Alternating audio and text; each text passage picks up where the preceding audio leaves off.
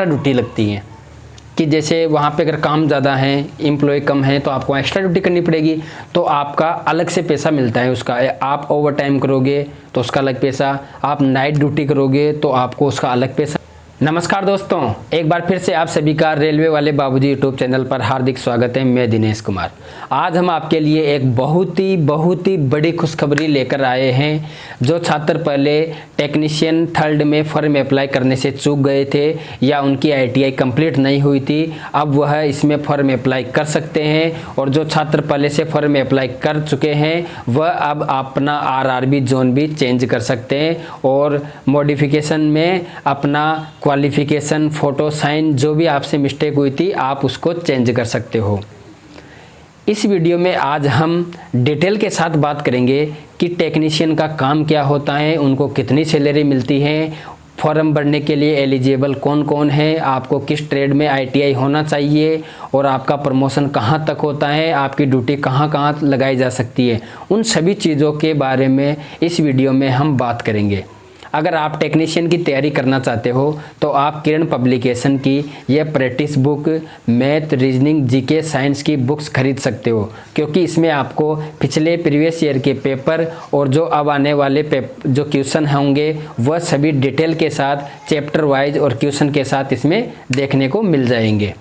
अगर हम बात करें RRB टेक्नीशियन थर्ड की, आप लोगों के लिए खुशखबरी है, क्योंकि इसमें पहले कम वैकेंसी थी, अब वैकेंसी बढ़ाकर 14,298 पदों के लिए वैकेंसी कर दी गई है। तो आप अब इसमें दोबारा फॉर्म अप्लाई कर सकते हैं।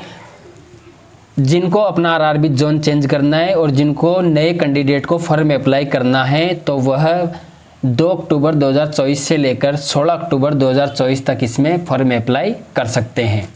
आयु सीमा की बात करें तो इसमें आपकी आयु 18 से 33 वर्ष के बीच में होनी चाहिए। 18 से कम भी नहीं और 33 से ज़्यादा भी नहीं। लेकिन अगर आप SC ST कैंडिडेट हो तो आपको 5 वर्ष की एक्स्ट्रा छूट दी जाती है। अगर आप OBC कैंडिडेट हो तो आपको 3 वर्ष की एक्स्ट्रा छूट दी जाती है। अगर आप PWD SC ST कैंडिडेट हो तो आपको 15 वर्ष। अगर आप PWD OBC कैंडिडेट हो तो 13 वर्ष। अगर आप PWD जनरल EWS कैंडिडेट हो तो आपको 10 वर्ष की एक्स्ट्रा छूट दी जाती है।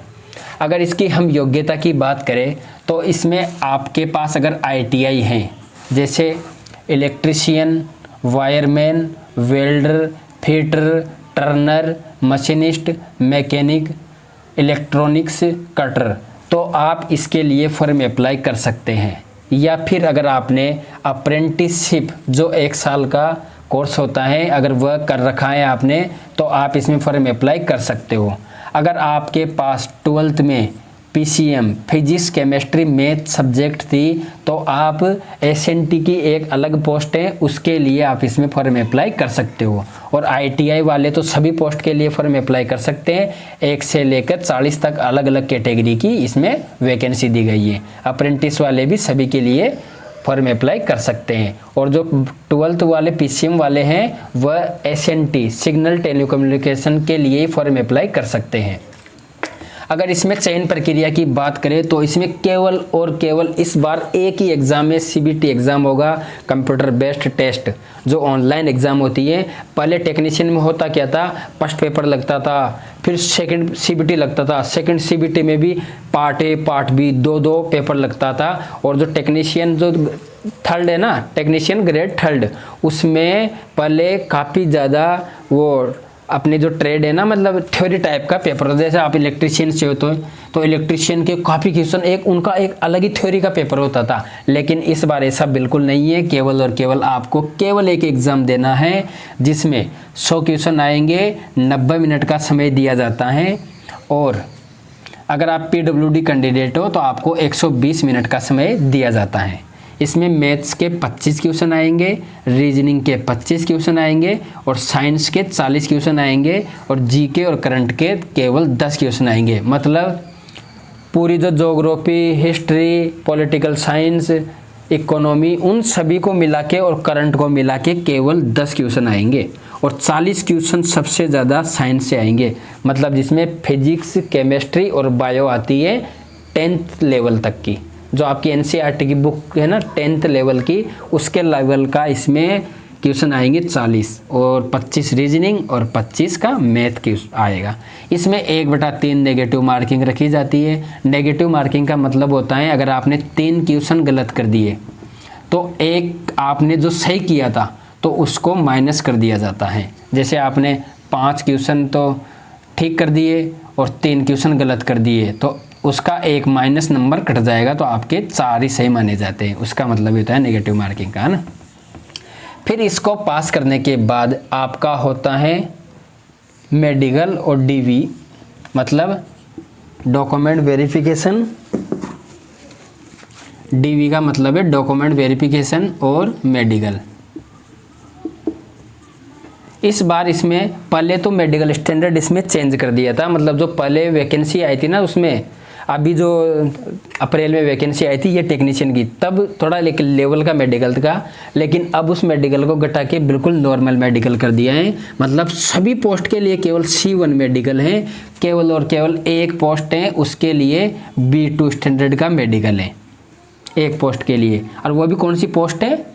क्रेन ड्राइवर की। जैसे आप वर्कशॉप में आपकी ड्यूटी लगाई जाती है तो वहाँ क्रेन होती है सामानों को इधर उधर ले जाने वाली, तो उसको चलाने वाले को B2 मेडिकल दिया है। बाकी जितनी भी 1 से लेकर 39 तक पोस्ट हैं उन सभी में 39 तक की जैसे अलग अलग पोस्ट होती है। जैसे टेक्नीशियन है तो उसमें भी इतनी सारी ट्रेड रहती है, तो उस ट्रेड में भी आपको अलग अलग काम करना होता है, अलग अलग सभी पोस्ट का नाम दिया जाता है। और इन सभी पोस्ट के लिए आपको एक फॉर्म अप्लाई करना होता है, बस पोस्ट प्रेफरेंस में आपको डालना होता है कि मेरे को कौन सी पोस्ट चाहिए होती है।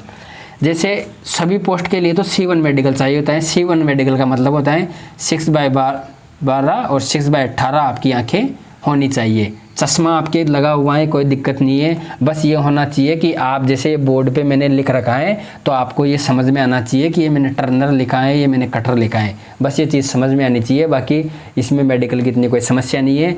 नॉर्मल मेडिकल में एक्सरा वगैरह नॉर्मल होता है, इतनी बड़ी कोई समस्या नहीं है। आप मेडिकल को लेकर काफ़ी चिंतित होते हो, लेकिन इसमें इतनी बिल्कुल समस्या नहीं है। बस आप तो बस तैयारी करते रहिए। और B2 में मांगा जाता है 6/12, जिसमें 4 डायोप्टर से ज़्यादा आपका आँखों का जो चश्मा लगा हुआ है ना उसके लेंस की क्षमता नहीं होनी चाहिए। रहता है ना जैसे -1 -2 उस टाइप में 4 डायोप्टर से ज़्यादा आपकी चश्मा का वो नहीं होना चाहिए। बाकी इसमें केवल एक पोस्ट ऐसी है जिसके लिए B2 मेडिकल मांगा जाता है, वरना 39 पोस्ट ऐसी हैं जिसमें केवल C1 मांगा जाता है और इसमें कहीं भी कोई समस्या नहीं होती है। फिर जब आपका DV और मेडिकल हो जाता है उसके बाद अगर आप फिट हो जाते हो मेडिकल में तो आपकी फाइनली आपकी मेरिट लिस्ट तैयार की जाती है। मतलब पैनल मेरिट लिस्ट तो ये आ जाती है, अगर आपका DV के लिए और मेडिकल लिए सिलेक्शन हो जाता है ना तो इसमें 1 गुना कैंडिडेट को बुलाया जाता है, मतलब आप फाइनल सिलेक्शन हो गया। फिर उसके बाद फाइनल पैनल आता है कि आपके डॉक्यूमेंट सब सही थे, आपकी मेडिकल में आप ठीक हो, तो फिर उसके बाद पैनल निकाला जाता है। फिर उसके बाद आपकी ट्रेनिंग होती है, इसमें सभी पोस्ट के लिए अलग अलग ट्रेनिंग होती है। और ट्रेनिंग के बाद जैसे ट्रेनिंग भी आपकी उन्हीं जगहों पे होती है, जैसे किसी वर्कशॉप में आपको भेज दिया ट्रेनिंग के लिए अलग अलग जगह पे, जिस भी आप डिवीज़न में उसी हिसाब से आपको वहाँ पे ट्रेनिंग कराई जाती है STC के द्वारा। फिर जब आप ट्रेनिंग कंप्लीट कर लेते हो तो फिर आपको फाइनली जो ज्वाइनिंग दी जाती है वो दी जाती है टेक्नीशियन थर्ड में। टेक्नीशियन थर्ड एक 1900 पे ग्रेड की जॉब है और लेवल 2 की एक जॉब है जिसमें आपको 33,000 रुपये से प्लस मिल जाते हैं। अब इसमें अगर सैलरी की बात करें तो इसमें आपको जैसे 33,000 रुपये मिल गए, ये तो एक आपकी बेसिक टाइप से सैलरी बनेगी। लेकिन टेक्नीशियन का क्या होता है? टेक्नीशियन का काम होता है जैसे आप वर्कशॉप में हो, कोई लोगों के वर्कशॉप में हो जहाँ पे ट्रेन का इंजन का काम होता है, तो आपको वहाँ पे काम करना होता है, सर्विस करनी होती है। जैसे आप कैरिज वर्कशॉप में हो तो वहाँ पे आपको जो डिब्बे हैं, जो बोगियाँ होती हैं, उनकी सर्विस करनी होती है। जैसे अगर आपने इलेक्ट्रिशियन कर रखा है तो आप इलेक्ट्रिशियन का काम करोगे, अगर आपको वहाँ वेल्डर पे दिया तो वेल्डिंग का काम करोगे। और इसमें एक और है पेंटर, कारपेंटर। अगर आप जैसे एक तो होता है पेंटर, अगर आप पेंटर से भी अटैक की हुई है तो आप उसमें फॉर्म अप्लाई करोगे। जैसे आपने पेंटर किया है तो आपको जो ट्रेन के इंजन है उसके डिब्बा है उसको आपको पेंट भी करना होता है। मतलब एक तरह से टेक्नीशियन का मतलब होता है वहाँ पे आपको सर्विस करना होता है। तो जब आपकी ज्वाइनिंग हो जाती है तो उसमें क्या है, होता ये है कि एक्स्ट्रा ड्यूटी लगती है कि जैसे वहाँ पे अगर काम ज़्यादा है, एम्प्लॉय कम है, तो आपको एक्स्ट्रा ड्यूटी करनी पड़ेगी, तो आपका अलग से पैसा मिलता है उसका। आप ओवर टाइम करोगे तो उसका अलग पैसा, आप नाइट ड्यूटी करोगे तो आपको उसका अलग पैसा मिलता है, अगर आप हॉलीडे के दिन भी काम करते हो तो उसको अलग पैसा मिलता है ना। तो अब ये होता है जैसे अलग अलग, जैसे किसी वर्कशॉप में नाइट ड्यूटी लगती है, किसी में नहीं लगती। आप ओपन लाइन में हो, किस जगह आपकी नाइट ड्यूटी लगेगी, किस जगह नहीं लगेगी। आप रेलवे के काम से कहीं बाहर जा रहे हो ऑन ड्यूटी, तो उसका आपको सैलरी के अलावा भी अलग पर डे का हिसाब से पैसा मिलता है, जितनी आपकी बेसिक है उसके हिसाब से पैसा मिलता है। जैसे अगर आप 1900 पे ग्रेड हैं तो 725 रुपये मिलते हैं।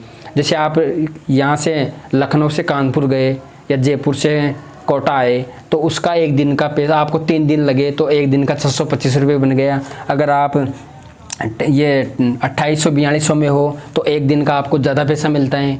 तो उस हिसाब जितना बेसिक होता है उसके हिसाब से पैसा मिलता है। इसलिए सैलरी टेक्नीशियन वगैरह की इनकी सैलरी फिक्स नहीं है कि हमेशा इनकी सैलरी ये फिक्स आएगी। अगर आप ज़्यादा ओवर टाइम करोगे तो आपको ज़्यादा सैलरी मिलेगी। इसलिए हमने यहाँ लिखा है कि आपकी इसमें सैलरी शुरू में 33 से 37 हज़ार रुपये बन जाती है। आप ओवर टाइम करोगे तो 40 हज़ार भी बन सकती है।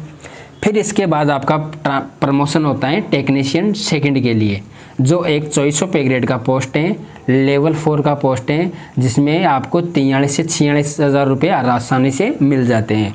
अब प्रमोशन को देखिए प्रमोशन ये ज़रूरी नहीं है कि सभी का सेम प्रमोशन होता हो, ये फिक्स नहीं है कि 2 साल बाद ही होगा, 3 साल बाद ही होगा। वो चीज़ें मैटर करती हैं वहाँ कि आप किस कैटेगरी से हो और वहाँ पे उस कैटेगरी की कितनी वैकेंसी खाली है, और ओवरऑल वहाँ पे जितना स्टाफ है उसकी जितनी ज़रूरत है, अगर उससे ज़्यादा अगर वहाँ पे अगर वैल्यूबल जितना स्टाफ है कि हाँ ठीक काम चल रहा है तो वहाँ पे प्रमोशन कम होगा।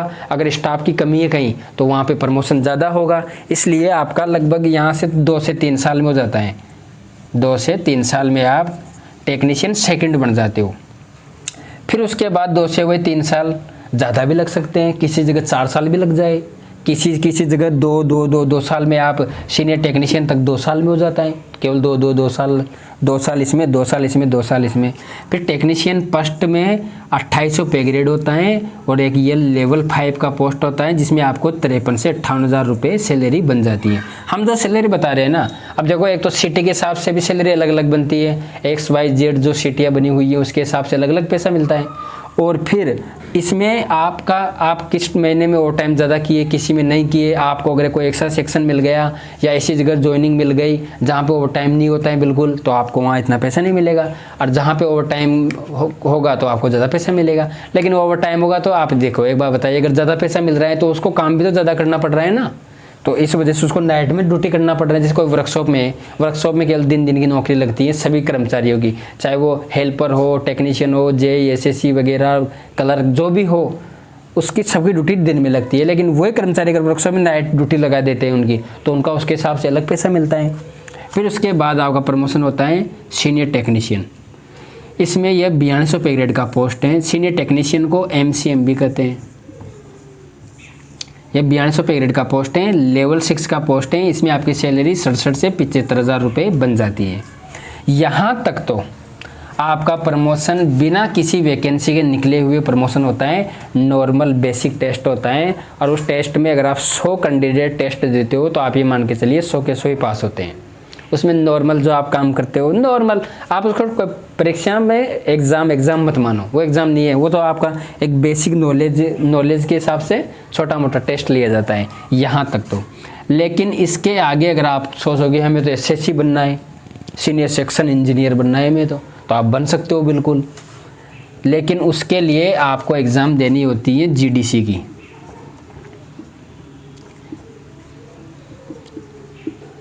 इसमें होता यह है कि वैकेंसी निकलती है। जैसे आप कोई वर्कशॉप में हो तो वहाँ पे वर्कशॉप में वैकेंसी आएगी कि 5 या 10, 15, 20 JEE की वैकेंसी आई है, तो उनमें ये सब फॉर्म भरेंगे टेक्नीशियन वगैरह सारे।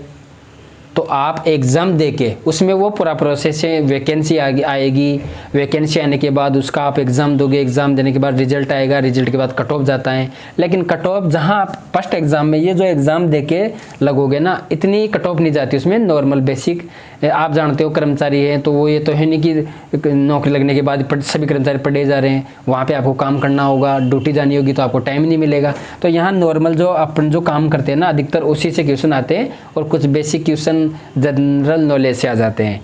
तो उसके बाद आप बन जाते हो JN जूनियर इंजीनियर। यह भी एक 9200 रुपये ग्रेड का पोस्ट है, लेवल 6 का पोस्ट है। इसमें भी 67 से 75,000 मिलते हैं। जो सीनियर टेक्नीशियन है ये दोनों सेम है। अब आप सोचोगे कि यार इसमें भी सेम सैलरी, इसमें भी सेम सैलरी, तो मैं एग्ज़ाम क्यों दूँ, मैं क्यों JN बनूँ। तो देखो, एक टेक्नीशियन और एक JN अंतर होता है। वो एक जूनियर इंजीनियर हो गया, ये टेक्नीशियन वर्कर है, वो इंजीनियर है। तो उस हिसाब से आपको फिर बाद में आगे SSC बनने का मौका मिलेगा। जब आप जूनियर इंजीनियर बनोगे उसके बाद ही आप SSC बन सकते हो। आप डायरेक्ट यहाँ से SSC नहीं बन सकते इधर से।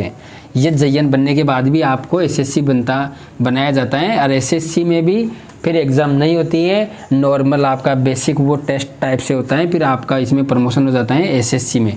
SSC एक होता है सीनियर सेक्शन इंजीनियर। आप जिस सेक्शन में जॉब कर रहे हो ना, तो उसका पूरा इंचार्ज कौन होगा, वो SSC होता है ना। तो ये 9600 रुपये ग्रेड की पोस्ट है, लेवल 7 की पोस्ट है। इसमें आपको 80 से 85,000 रुपये आराम से सैलरी मिल जाती है। हमने अधिकतर पूरी चीज़ इसमें समझा दी है कि फॉर्म कब से भरे जा रहे हैं, क्या क्या मांगा जा रहा है, प्रमोशन क्या है, सैलरी क्या है, और अब जॉब की लोकेशन बताए कि कहाँ कहाँ लगती है। जैसे आपके वर्कशॉप में लग सकती है, जहाँ पे ट्रेन इंजन का काम होता है, ट्रेन बोगी का काम होता है, या आपको लाइन पे लगा दिया जाता है। जैसे जो लाइन होती है ना, रेलवे लाइन, उस पर जितने जैसे जो वायर है जो है ना, वहाँ पे लगा दिया जाता है। स्टेशन पे आपको लगा दिया जाता है। मतलब आपने देखा होगा जो वर्कर काम करते रहते हैं ना अधिकतर, तो देखे होंगे सबकी अलग अलग कैटेगरी होती है। कोई हेल्पर होता है, कोई टेक्नीशियन, उन्हीं में से होते हैं। तो आपकी नौकरी अधिकतर तो यही मान के चलिए कि वर्कशॉप में ज़्यादा लगाई जाती है टेक्नीशियन वगैरह की, क्योंकि काम अधिकतर वहीं होता है जो रेलवे की सर्विस वगैरह की जाती है उस हिसाब से, है ना। तो हमें आशा है आप अच्छे से तैयारी कर रहे होंगे। और आशा ही नहीं, आपको खुद को सोचना है इस बार कि ये मेरे पास केवल और केवल लास्ट चांस है नौकरी लगने का। आप ये मान के चलिए, क्योंकि इस बार देखो कितनी सारी वैकेंसी आ चुकी है। RRB टेक्नीशियन की आ गई, लोको पायलट की आ गई, RRB NTPC की आ गई, RRB JN की आ गई, RRB पैरामेडिकल की आ गई, और नवंबर में ग्रुप D की वैकेंसी आने वाली है, भरमार वैकेंसी आ रही है। और इसमें भी 14,298 ये, और 11,000 NTPC की, 18,000 लोको पायलट की, मतलब सभी कितनी सारी वैकेंसी हैं, काफ़ी सारी वैकेंसी आ चुकी है। और आप ये मान के चलिए, ये लास्ट चांस मान के चलिए कि ये 2 साल मेरे को केवल अपने भविष्य के लिए देना है, अपने फ्यूचर के लिए देना है, अपने घर वालों के सपने को पूरा करने के लिए देना है।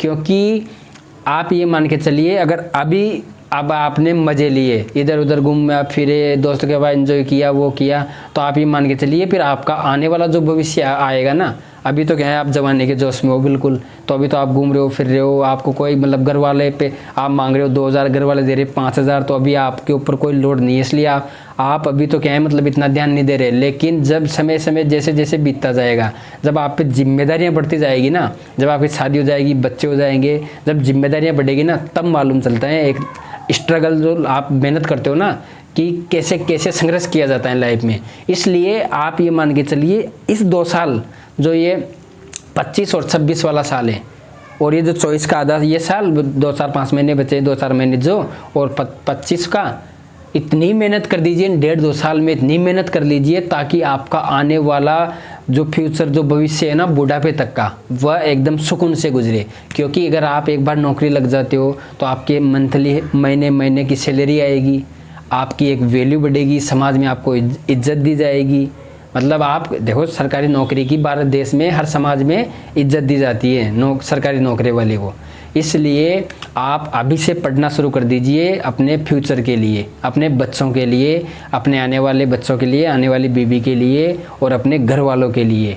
क्योंकि हम ये नहीं कह रहे कि सभी कुछ नौकरी है, लेकिन नौकरी में आप सुकून से आराम से ज़िंदगी गुजार सकते हो, और आप ये जो फालतू की रील्स देखते हो, मूवी देख रहे हो, वेब सीरीज़ देख रहे हो, इधर उधर दोस्तों के साथ घूम रहे हो, पार्टियां कर रहे हो, घूम रहे हो, तो उन सबको बंद कर दीजिए। आप बस ये मान के चलिए कि 1.5 साल, बस 1.5 साल ही तो पढ़ना है। बाकी के पूरी जो आपकी 40-50 साल जितने भी आपकी जितनी भी उम्र है, 30-40-50 साल आगे आप जियोगे, 60 साल 70 साल जितनी एज तक, तो आप ये मान के चलिए वो सुकून, एक सुकून भरी ज़िंदगी रहेगी, एक हंसी खुशी ज़िंदगी रहेगी। इसलिए अभी के 1.5 साल के कंपैरिजन में अगर आप जी तोड़ मेहनत करते हैं, जी तोड़ पढ़ाई करते हैं, एकदम शेड्यूल बना के अच्छे से आप कोचिंग कीजिए, लाइब्रेरी जाइए, घर पे पढ़िए, दोस्तों से डिस्कशन कीजिए क्वेश्चनों के बारे में कि इसमें क्या होता है, मैथ्स कैसे आती हैं, रीजनिंग में ये क्वेश्चन कैसा है, इसको कैसे सोल्व किया जाता है। आप अगर आपको वीडियो देखनी है ना यूट्यूब पे या इंस्टा पे कहीं पे भी, तो कोई अच्छी गाइडेंस वाली वीडियो देखिए, मोटिवेट वाली वीडियो देखिए, कुछ आपको उससे थोड़ा ज्ञान मिले, कुछ जो आपके फ़ायदेमंद चीज़ हो आप उसको देखिए, फालतू चीज़ों को छोड़ दीजिए देखना, बिल्कुल, है ना। तो आप अच्छे से आज से ही तैयारी में लग जाइए। हमें तो यही है कि जो पहले छात्र फॉर्म डाल चुके हैं, लगभग इसमें 30-35 लाख फॉर्म पहले अप्लाई हो चुके थे, तो ये तो अब तैयारी कर रहे होंगे। और एग्ज़ाम भी ऐसी नहीं है। एक बात बताइए, काफ़ी लोग लगे रहते हैं एग्ज़ाम कब होगी, एग्ज़ाम कब होगी। अरे एग्ज़ाम से क्या काम है आपको, एग्ज़ाम तो जब हो जाएगी जब हो जाएगी। आपका काम है मेहनत करना, पढ़ाई करना। जितनी लेट एग्ज़ाम होगी आपको तो उतना ही फ़ायदा है, उतनी आप अच्छे से तैयारी कर सकते हो।